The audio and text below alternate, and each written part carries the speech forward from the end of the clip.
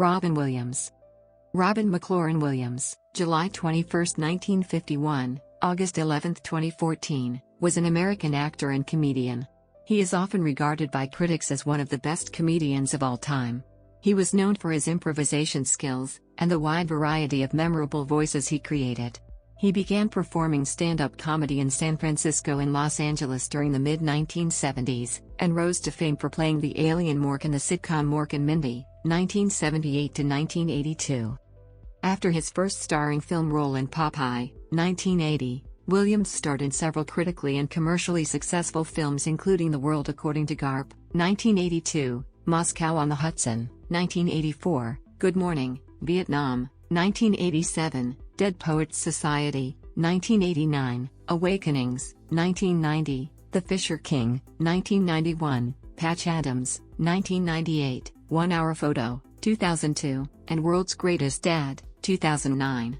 He also starred in box office hits such as Hook, 1991, Aladdin, 1992, Mrs. Doubtfire, 1993, Jumanji, 1995, The Birdcage, 1996, Good Will Hunting, 1997, and The Night at the Museum trilogy, 2006 to 2014. He was nominated for 4 Academy Awards, winning Best Supporting Actor for Good Will Hunting.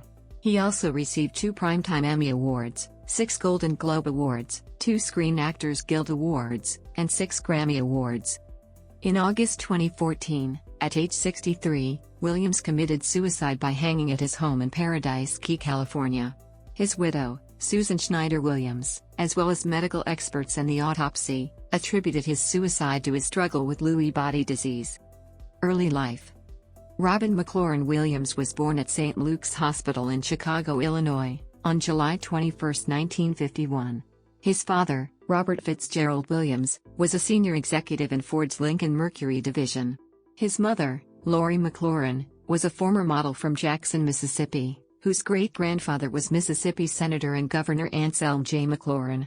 Williams had 2 elder half-brothers, paternal half-brother Robert, also known as Todd, and maternal half-brother McLaurin.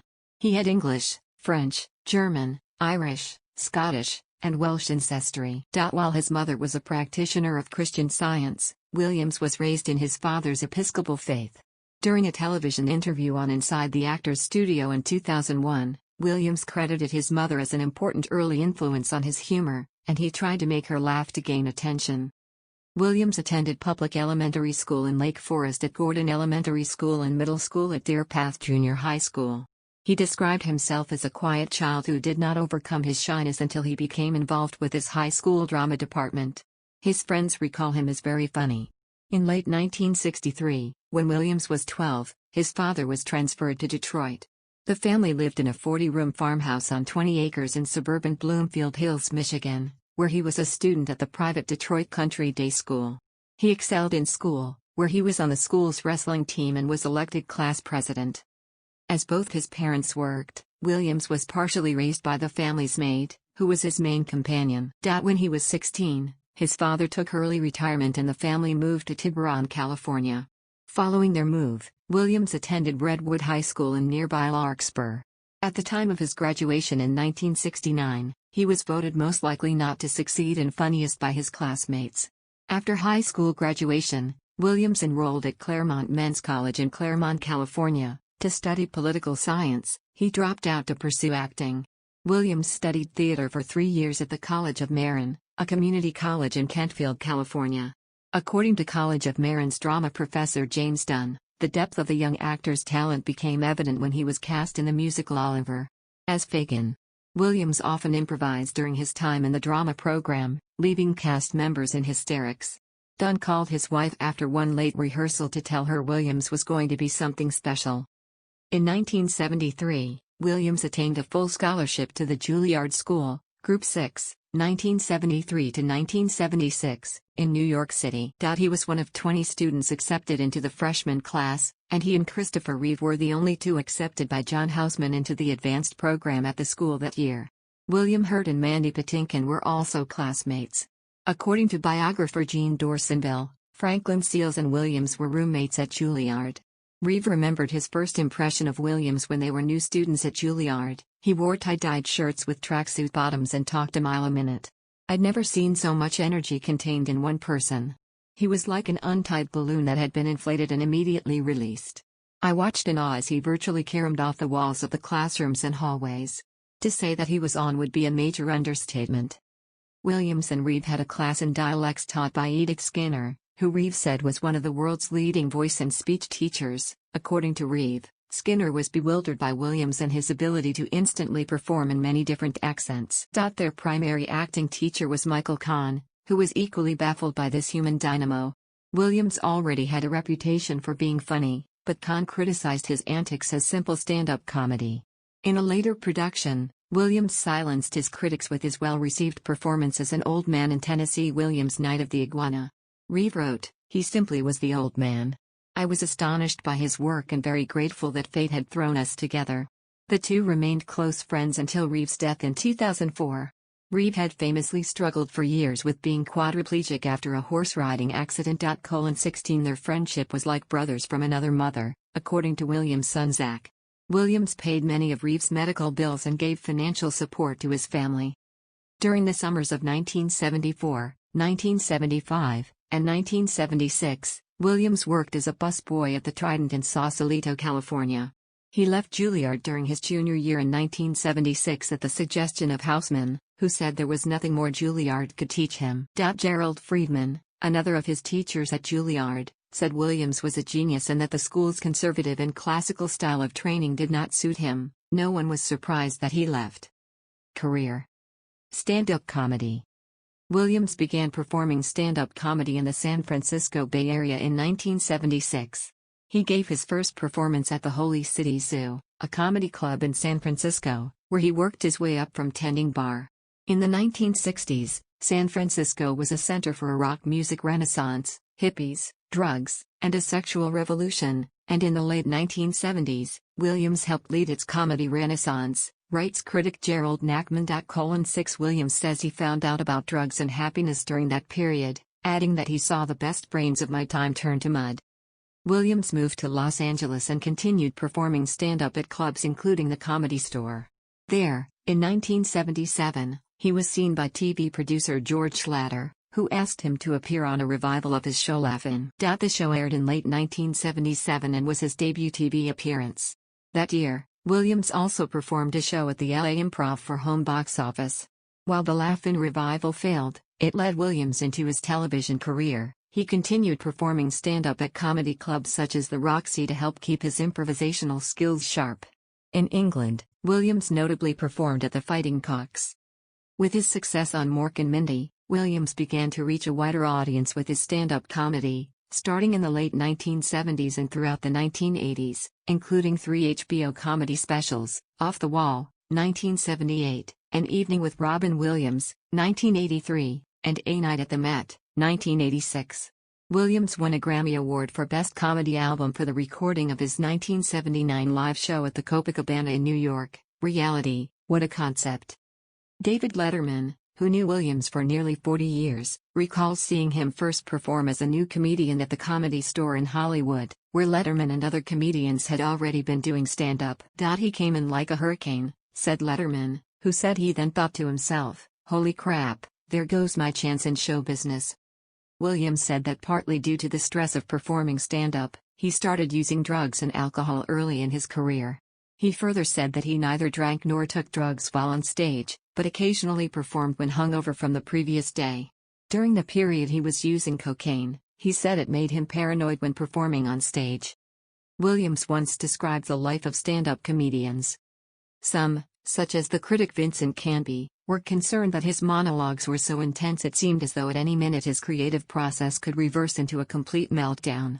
His biographer, Emily Herbert, described his intense, utterly manic style of stand-up defies analysis, beyond energetic, beyond frenetic, dangerous, because of what it said about the creator's own mental state.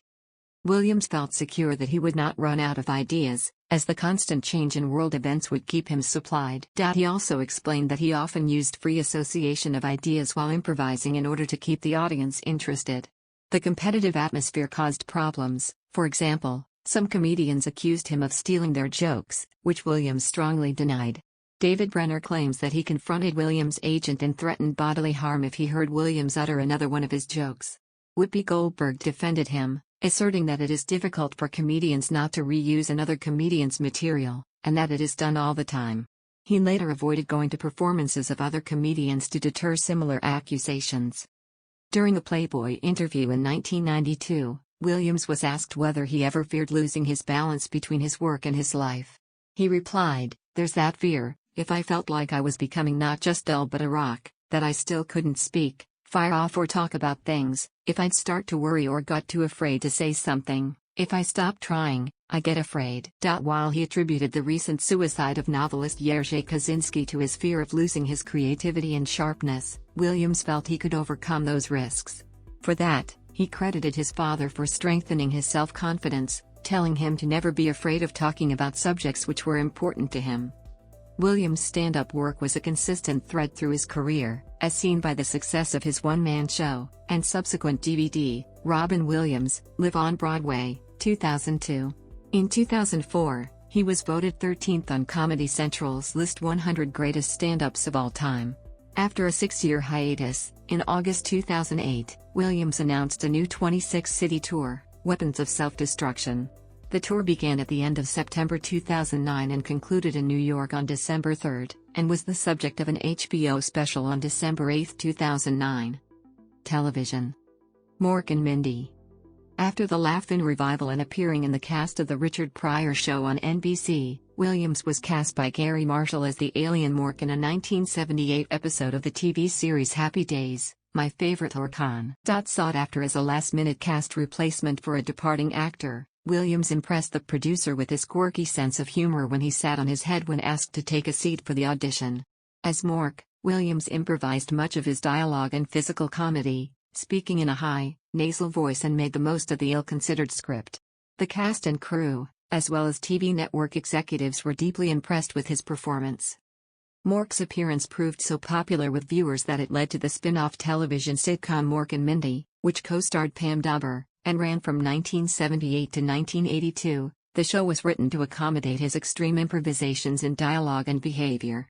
Although he portrayed the same character as in Happy Days, the series was set in the present in Boulder, Colorado, instead of the late 1950s in Milwaukee. Mork and Mindy at its peak had a weekly audience of 60 million and was credited with turning Williams into a superstar. According to critic James Poniewozik, the series was especially popular among young people as Williams became a man and a child, buoyant, rubber-faced, an endless gusher of invention. Mork became popular, featured on posters, coloring books, lunchboxes, and other merchandise. Mork and Mindy was such a success in its first season that Williams appeared on the March 12, 1979, cover of Time magazine. The cover photo, taken by Michael Dressler in 1979, is said to have his different sides, the funny man mugging for the camera, and a sweet, more thoughtful pose that appears on a small TV he holds in his hands, according to Mary Forgione of the Los Angeles Times. This photo was installed in the National Portrait Gallery in the Smithsonian Institution shortly after his death to allow visitors to pay their respects. Williams also appeared on the cover of the August 23, 1979, issue of Rolling Stone, photographed by Richard Avedon. Later appearances. Starting in the late 1970s and throughout the 1980s, Williams began to reach a wider audience with his stand-up comedy, including 3 HBO comedy specials, Off the Wall, 1978, An Evening with Robin Williams, 1983, and A Night at the Met, 1986. In 1986, Williams co-hosted the 58th Academy Awards. Williams was also a regular guest on various talk shows, including The Tonight Show starring Johnny Carson and Late Night with David Letterman, on which he appeared 50 times. Williams and Billy Crystal were in an unscripted cameo at the beginning of an episode of the 3rd season of Friends. His many TV appearances included an episode of Whose Line Is It Anyway? And he starred in an episode of Law & Order, Special Victims Unit. In 2006, Williams was the surprise guest at the Nickelodeon Kids' Choice Awards, and appeared on an episode of Extreme Makeover, Home Edition that aired on January 30. In 2010, he appeared in a sketch with Robert De Niro on Saturday Night Live, and in 2012, guest starred as himself in 2 FX series, Louie and Wilfred. In May 2013, CBS started a new series, The Crazy Ones, starring Williams, but the show was cancelled after one season. Film. The first film role credited to Robin Williams is a small part in the 1977 low-budget comedy Can I Do It? Till I Need Glasses? His first starring performance, however, is as the title character in Popeye, 1980, in which Williams showcased the acting skills previously demonstrated in his television work. Accordingly, the film's commercial disappointment was not blamed on his performance. He went on to star as the leading character in The World According to Garp, 1982, which Williams considered may have lacked a certain madness on screen, but it had a great core.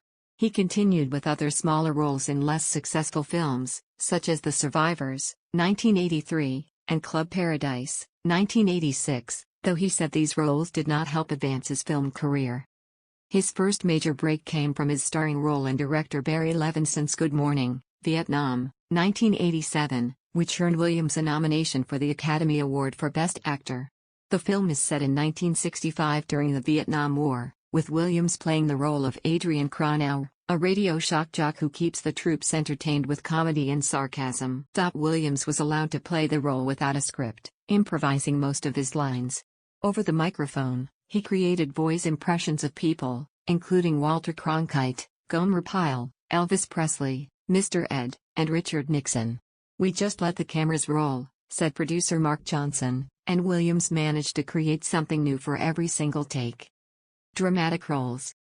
Many of his subsequent roles were in comedies tinged with pathos.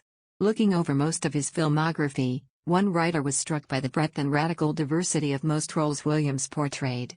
In 1989, Williams played a private school English teacher in Dead Poets Society, which included a final, emotional scene that some critics said inspired a generation and became a part of pop culture.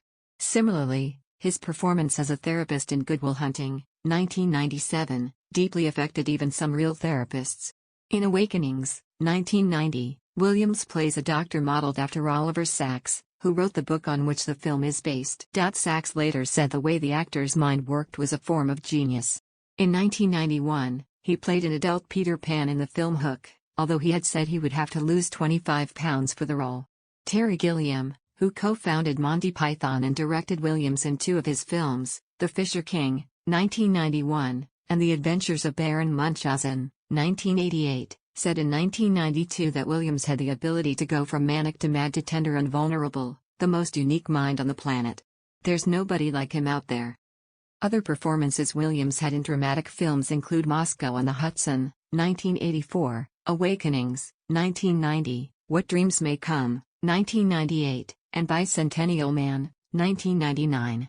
In Insomnia, 2002, Williams portrays a writer, killer on the run from a sleep-deprived Los Angeles policeman, played by Al Pacino, in rural Alaska. Also in 2002, in the psychological thriller 1 Hour Photo, Williams portrays an emotionally disturbed photo development technician who becomes obsessed with a family for whom he has developed pictures for a long time. The last film of Williams released during his lifetime was The Angriest Man in Brooklyn, a film addressing the value of life in which Williams plays Henry Altman, a terminally ill man who reassesses his life and works to redeem himself. His roles in comedy and dramatic films garnered Williams several accolades, including an Academy Award for Best Supporting Actor for his role in Good Will Hunting, as well as 2 previous Academy Award nominations, for Dead Poets Society, and as a troubled homeless man in The Fisher King, respectively. Among the actors who helped him during his acting career, he credited Robert De Niro, from whom he learned the power of silence and economy of dialogue when acting. From Dustin Hoffman, with whom he co-starred in Hook, he learned to take on totally different character types, and to transform his characters by extreme preparation. Mike Medavoy, producer of Hook, told its director, Steven Spielberg, that he intentionally teamed up Hoffman and Williams for the film because he knew they wanted to work together, and that Williams welcomed the opportunity of working with Spielberg. Williams benefited from working with Woody Allen, who directed him in Billy Crystal in Deconstructing Harry, 1997, as Allen had knowledge of the fact that Crystal and Williams had often performed together on stage. Voice roles. Williams voiced characters in several animated films. His voice role as the genie in the animated musical Aladdin, 1992, was written for him. The film's directors said they had taken a risk by writing the role. At first, Williams refused the role since it was a Disney movie, and he did not want the studio profiting by selling merchandise based on the movie. He accepted the role with certain conditions. "I'm doing it basically because I want to be part of this animation tradition. I want something for my children. One deal is, I just don't want to sell anything, as in Burger King, as in toys, as in stuff." Williams improvised much of his dialogue, recording approximately 30 hours of tape, and impersonated dozens of celebrities, including Ed Sullivan, Jack Nicholson, Robert De Niro, Groucho Marx, Rodney Dangerfield, William F. Buckley, Peter Lorre, Arnold Schwarzenegger, and Arsenio Hall. His role in Aladdin became one of his most recognized and best loved, and the film was the highest grossing of 1992. It won numerous awards, including a Golden Globe for Williams. His performance led the way for other animated films to incorporate actors with more star power. He was named a Disney Legend in 2009. Williams continued to provide voices in other animated films, including Fern Gully, The Last Rainforest, 1992, Robots, 2005, Happy Feet, 2006, and an uncredited vocal performance in Everyone's Hero, 2006. He also voiced the holographic Dr. No character in the live-action film AI Artificial Intelligence, 2001. He was the voice of the Timekeeper, a former attraction at the Walt Disney World Resort about a time-traveling robot who encounters Jules Verne and brings him to the future. Later films. Years after the films, Janet Hirshenson revealed in an interview that Williams had expressed interest in portraying Rubeus Hagrid in the Harry Potter film series, but was rejected by the director Chris Columbus due to the British-only edict. In 2006, he starred in 5 movies, including Man of the Year and The Night Listener, the latter being a thriller about a radio show host who realizes that a child with whom he has developed a friendship may or may not exist. After his death in 2014, 4 films starring Williams were released: Night at the Museum, Secret of the Tomb, A Merry Friggin' Christmas, Boulevard, and Absolutely Anything. Stage work. Williams appeared opposite Steve Martin at Lincoln Center in an off-Broadway production of Waiting for Godot in 1988. He headlined his own one-man show, Robin Williams, Live on Broadway, which played at the Broadway Theatre in July 2002. He made his Broadway acting debut in Rajiv Joseph's Bengal Tiger at the Baghdad Zoo, which opened at the Richard Rodgers Theatre on March 31, 2011. Internet. Williams hosted a talk show for Audible, which premiered in April 2000 and was available exclusively from Audible's website. Work. Filmography. Theater. Discography. Personal life. Marriages and children. Williams married his first wife, Valerie Velarde, in June 1978, following a live-in relationship with comedian Elaine Boozler. Velarde and Williams met in 1976 while he was working as a bartender at a tavern in San Francisco. Their son Zachary Pimzak Williams was born in 1983. Velarde and Williams were divorced in 1988. While it was reported that Williams began an affair with Zachary's nanny Marcia Garces in 1986, Velarde stated in the 2018 documentary Robin Williams, Come Inside My Mind that the relationship with Garces began after the two had separated. On April 30, 1989, Williams married Garces, who was 6 months pregnant with his child. They had 2 children, Zelda Ray Williams, born 1989, and Cody Allen Williams, born 1991. In March 2008, Garces filed for divorce from Williams, citing irreconcilable differences. Their divorce was finalized in 2010. Williams married his third wife, graphic designer Susan Schneider, on October 22, 2011, in St. Helena, California. The two lived at their house in Sea Cliff, San Francisco, California. Williams said, "My children give me a great sense of wonder. Just to see them develop into these extraordinary human beings." In May 2019, Zach Williams and his fiancée Olivia June announced the birth of their son, McLaurin Mickey Clement Williams, Robin's first grandchild. McLaurin was Robin's middle name. Cody Williams and his fiancée were married on July 21, 2019, on what would have been Williams' 68th birthday. Other interests. His favorite books were the Foundation trilogy by Isaac Asimov, with his favorite book as a child being The Lion, The Witch and the Wardrobe, which he later shared with his children. Williams was an enthusiast of both pen and paper role-playing games and video games. His daughter Zelda was named after the title character from The Legend of Zelda, a family favorite video game series, and he sometimes performed at consumer entertainment trade shows. Williams was a big fan of anime and collecting figures. His daughter described him as a figurine hoarder, one of his figures being the fictional character Dune Kanuta from the anime film Appleseed, which he was a fan of. He also liked the film Innocence Ghost in the Shell, and received a DVD copy of Paranoia Agent with a signature from its director, Satoshi Kon. He also became a devoted cycling enthusiast, having taken up the sport partly as a substitute for drugs. Eventually, he accumulated a large bicycle collection and became a fan of professional road cycling, often traveling to racing events, such as the Tour de France. In 2016, his children donated 87 of his bicycles in support of the Challenged Athletes Foundation and Christopher and Dana Reeve Foundation. In New York City, Williams was part of the West Side YMCA runners running team and showed promising results with 34:21 minutes at a 10K run in Central Park in 1975. Religion and politics. Williams was raised and sometimes identified himself as an Episcopalian, but later in life, he did not follow any organized religion. He described his denomination in a comedy routine as "I have that idea of Chicago Protestant, Episcopal, Catholic light, half the religion, half the guilt." He also described himself as an honorary Jew, and on Israel's 60th Independence Day in 2008, he appeared in Times Square, along with several other celebrities to wish Israel a happy birthday. Williams was a longtime supporter of the Democratic Party and donated over $150,000 in addition to donations to special interest groups. Philanthropy.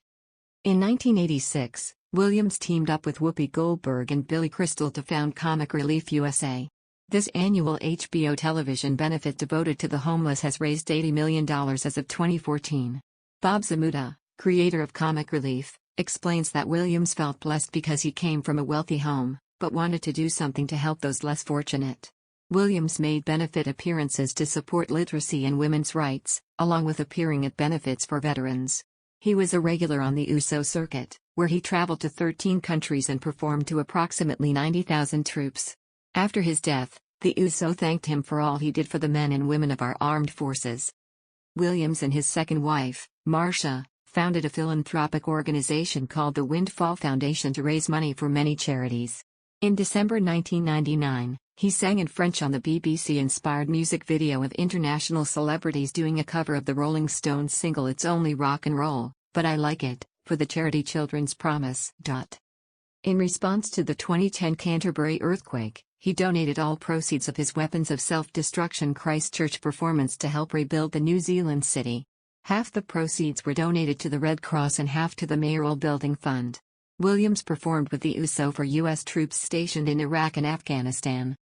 For several years, Williams supported St. Jude Children's Research Hospital. Health. Addiction. During the late 1970s and early 1980s, Williams had an addiction to cocaine. He was a casual friend of John Belushi, and the Saturday Night Live comic's death in 1982 from a drug overdose, which happened the morning after the two had partied together, along with the birth of his own son Zach, prompted him to quit drugs and alcohol. Was it a wake-up call? Oh yeah, on a huge level. The grand jury helped, too.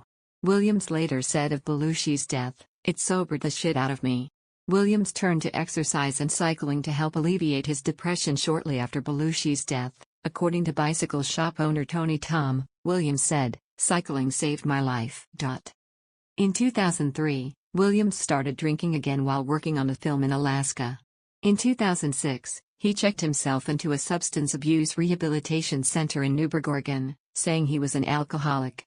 Years afterward, Williams acknowledged his failure to maintain sobriety, but said he never returned to using cocaine, declaring in a 2010 interview. In mid-2014, Williams admitted himself into the Hazelden Foundation Addiction Treatment Center in Center City, Minnesota, for treatment for alcoholism. Later health complications. In March 2009, he was hospitalized due to heart problems. He postponed his one-man tour for surgery to replace his aortic valve, repair his mitral valve, and correct his irregular heartbeat. The surgery was completed on March 13, 2009, at the Cleveland Clinic. His publicist, Mara Buxbaum, commented that he was suffering from severe depression before his death. His wife, Susan Schneider, said that in the period before his death, Williams had been sober, but was diagnosed with early-stage Parkinson's disease, which was information he was not yet ready to share publicly. An autopsy revealed that Williams had diffuse Lewy body dementia, which had been diagnosed as Parkinson's. This may have contributed to his depression. In an essay published in the journal Neurology 2 years after his death, Schneider revealed that the pathology of Lewy body disease in Williams was described by several doctors as among the worst pathologies they had seen. She described the early symptoms of his disease as beginning in October 2013. Williams' initial condition included a sudden and prolonged spike in fear and anxiety, stress and insomnia, which worsened in severity to include memory loss, paranoia, and delusions.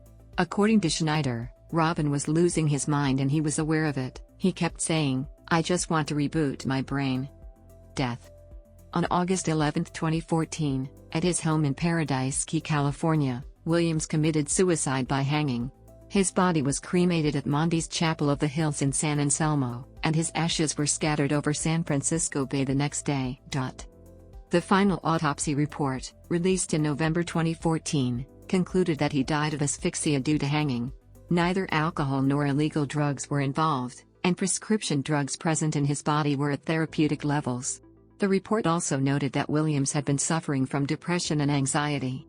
An examination of his brain tissue suggested Williams suffered from diffuse Lewy body dementia. Describing the disease as the terrorist inside my husband's brain, his widow Susan Schneider Williams said that however you look at it, the presence of Lewy bodies took his life, referring to his previous diagnosis of Parkinson's. She revealed that in the year before his death Williams had experienced a sudden and prolonged spike in fear and anxiety, depression, and insomnia, which worsened in severity to include memory loss, paranoia, and delusions.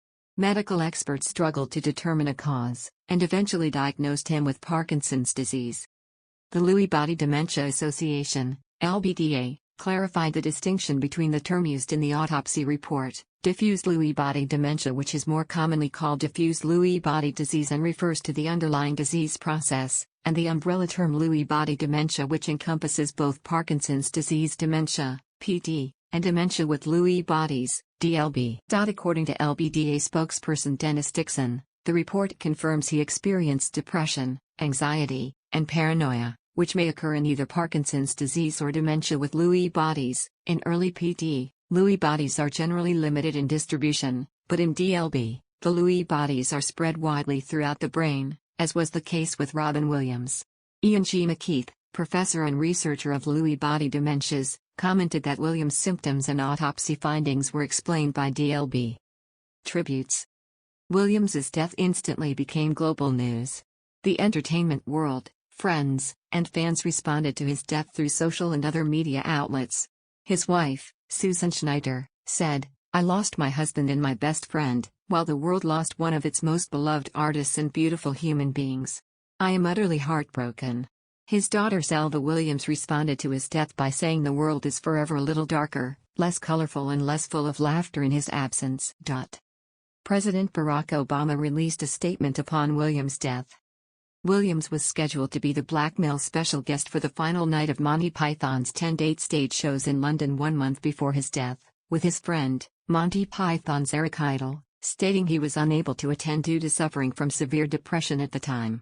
When the show was released on video, it was dedicated to Williams. At the United Nations headquarters on August 12, 2014, Robin Williams was celebrated during the opening of the International Youth Day.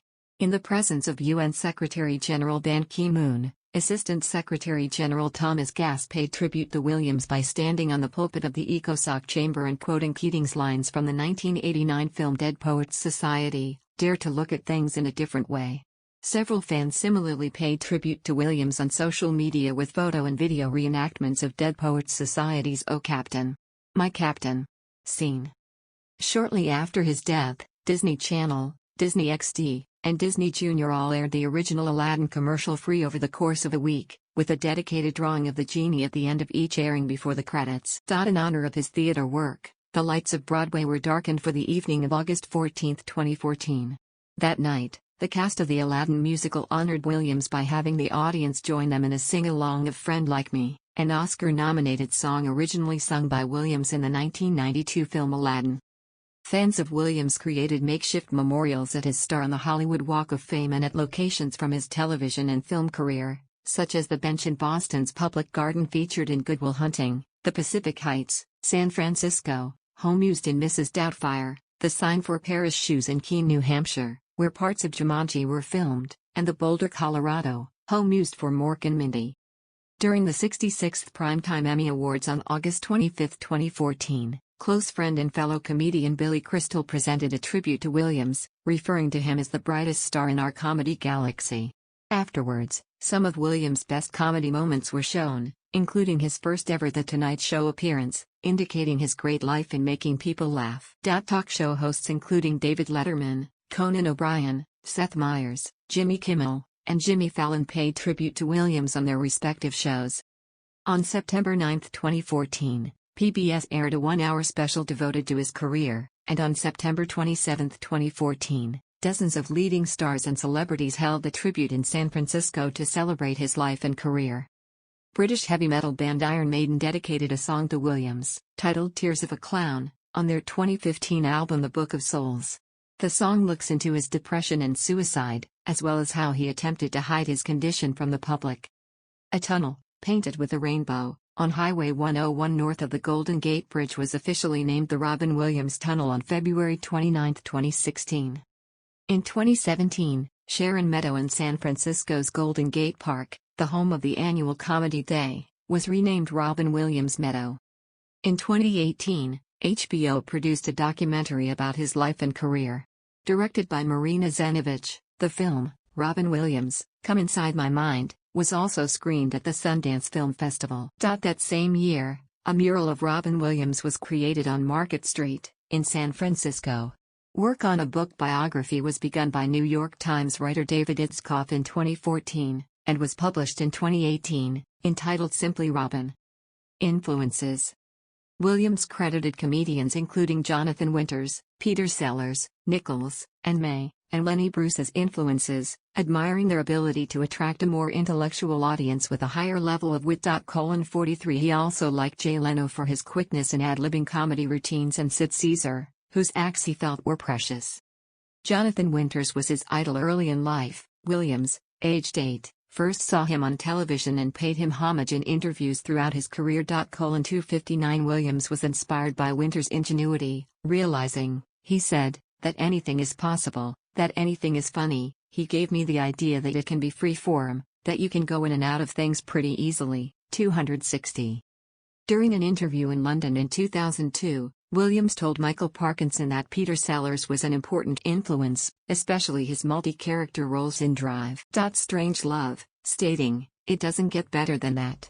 British comedy actors Dudley Moore and Peter Cook were also among his influences, he told Parkinson. Williams was also influenced by Richard Pryor's fearless ability to talk about his personal life on stage, with subjects including his use of drugs and alcohol, and Williams added those kinds of topics during his own performances. By bringing up such personal matters as a form of comedy, he told Parkinson, it was cheaper than therapy and gave him a way to release his pent-up energy and emotions. 121. Legacy. Although Williams was first recognized as a stand-up comedian and television star, he later became known for acting in film roles of substance and serious drama. He was considered a national treasure by many in the entertainment industry and by the public. His onstage energy and improvisational skill became a model for a new generation of stand-up comedians.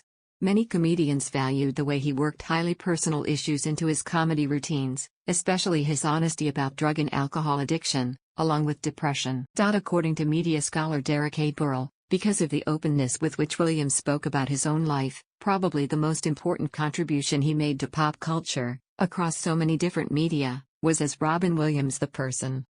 Williams created a signature freeform comedy persona so widely and uniquely identified that new comedians like Jim Carrey impersonated him, paving the way for the growing comedy scene which developed in San Francisco. Young comedians felt more liberated on stage by seeing his spontaneously diverse range, one moment acting as a bright, mischievous child, then as a wise philosopher or alien from outer space. According to Judd Apatow, the eclectic performer's rapid-fire improvisational style was an inspiration as well as an influence for other comedians, but his talent was so extremely unusual no one else could possibly attempt to copy it. His film performances often influenced other actors, both in and out of the film industry. Director Chris Columbus, who directed Williams in Mrs. Doubtfire, says watching him work was a magical and special privilege.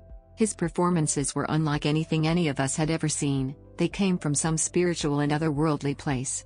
Looking over most of his filmography, Alyssa Rosenberg at The Washington Post was struck by the breadth and radical diversity of most of his roles, writing that Williams helped us grow up. Awards and nominations. Throughout the course of his career, Williams won numerous awards, including an Academy Award for Best Supporting Actor for his role in Good Will Hunting, 1997.